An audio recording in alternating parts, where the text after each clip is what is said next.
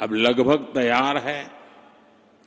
गौरीकुंड, केदारनाथ और गोविंदघाट हेमकुंड साहब रोपवे का शिलान्यास हो चुका है। ये परियोजनाएं उत्तराखंड में विकास को नई गति दे रही हैं। साथियों, उत्तराखंड ने 25 वर्षों में विकास की एक लंबी यात्रा तय की है।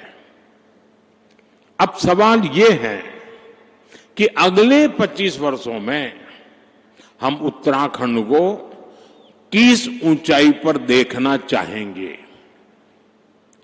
आपने वो कहावत जरूर सुनी होगी, जहां चाह वहां राह।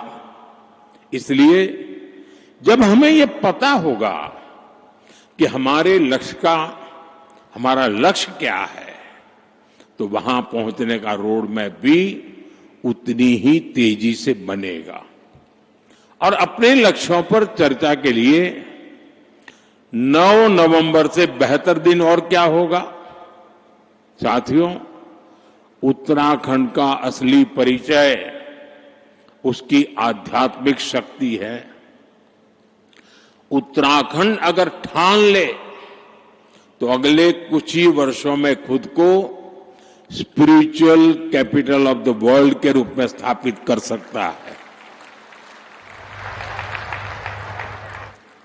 यहां के मंदिर, आश्रम, ध्यान और योग के सेंटर, इन्हें हम ग्लोबल नेटवर्क से जोड़ सकते हैं।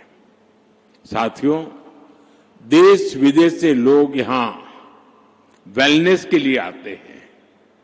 यहां की जड़ी बूटियां और आयुर्वेदिक औषधियों की मांग तेजी से बढ़ रही है। पिछले 25 वर्षों में एरोमेटिक प्लांट्स, आयुर्वेदिक जड़ी बूटियां, योग और वेलनेस टूरिज्म में उत्तराखंड ने शानदार प्रगति की है। अब समय है कि उत्तराखंड की हर विधानसभा क्षेत्र में योग केंद्र, आयुर्वेद केंद्र, नेचुरोपैथी संस्थान, होम स्टे, एक कंप्लीट पैकेज, उस दिशा में हम सोच सकते हैं। ये हमारे विदेशी टूरिस्ट को बहुत अपील करेगा।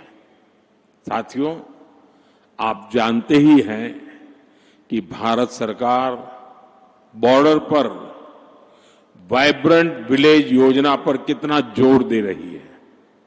मैं चाहता हूं कि उत्तराखंड का हर वाइब्रेंट विलेज खुद में एक छोटा पर्यटन केंद्र बने।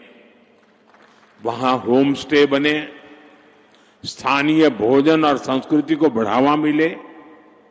आप कल्पना करिए, जब बाहर से आने वाले पर्यटक एकदम घरेलू माहौल में डुबके चुड़कानी खाएंगे, रोट, अरसा, रस, भात खाएंगे, जंगोरे की खीर खाएंगे, तो उन्हें कितना आनंद आएगा।